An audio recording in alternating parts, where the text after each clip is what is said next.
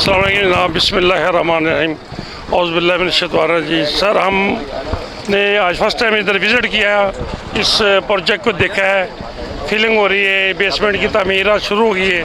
तो मैंने तो 2 प्लॉट इनको बुक करवा दिए हैं, 2 विलेज मुझे पसंद है और शेख तनवीसा का अच्छा मनसूबा है।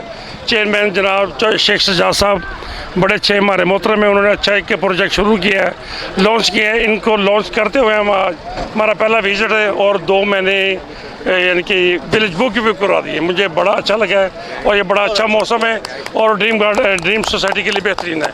तो हमारे आने वाले वक्त के लिए बहुत अच्छा है, फ्यूचर में काम आएगा हमारे बच्चों के, हमारे ये थोड़ा सरमाया कल को बड़ा बन जाएगा। तो इंशाल्लाह ये शेख तनवीसा का मनसूबा अल्लाह पाक कामयाब करेगा। जनाब चेयरमैन जनाब शेख सज्जाद साहब इनको लिए बाबरकत साबित होगा इंशाल्लाह। हमारी दुआएं इनके साथ हैं और प्रोजेक्ट के साथ साथ हम इनके साथ तो जनाब